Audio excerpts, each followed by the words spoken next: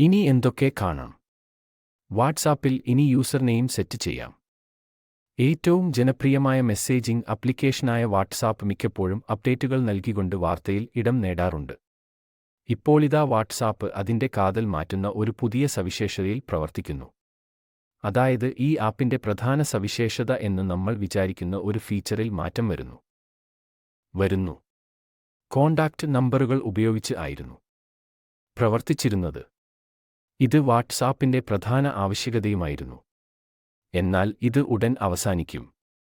വെബ്24 report അനുസരിച്ച് ഉപയോക്താക്കളെ അവരുടെ പ്രൊഫൈലുകൾക്കായി യുണീക്ക് യൂസർനെയിംസ് സൃഷ്ടിക്കാൻ അനുവദിക്കുന്ന ഒരു പുതിയ സവിശേഷതയിൽ വാട്ട്സ്ആപ്പ് പ്രവർത്തിക്കുന്നു.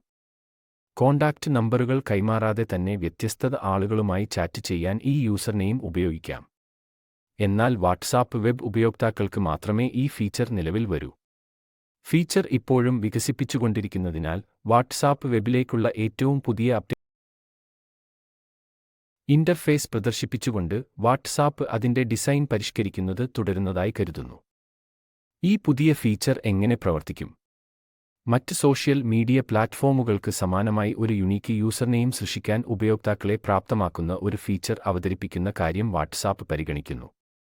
ആർക്കൊക്കെ നിങ്ങളെ ബന്ധപ്പെടാം എന്നതിൽ കൂടുതൽ നിയന്ത്രണം നൽകുകയും നിങ്ങളുടെ സ്വകാര്യ വിവരങ്ങൾ കൂടുതൽ പരിരക്ഷിക്കുകയും ചെയ്യും.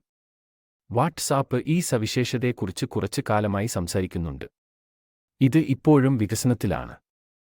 അതിന്റെ റിലീസ് തീയതിയും ലഭ്യതയും സംബന്ധിച്ച പ്രത്യേക വിശദാംശങ്ങൾ പുറത്തു പറയാറായിട്ടില്ല എന്ന് ഇത് സൂചിപ്പിക്കുന്നു. കർശനമായ പരിശോധനയ്ക്കും പരിഷ്കരണത്തിനും വിധേയമാണ്. തൽഫലമായി ഫീച്ചർ റോളൗട്ടിന്റെ കൃത്യമായ ടൈം ലൈൻ ഇപ്പോഴും പുറത്തുവിട്ടിട്ടില്ല.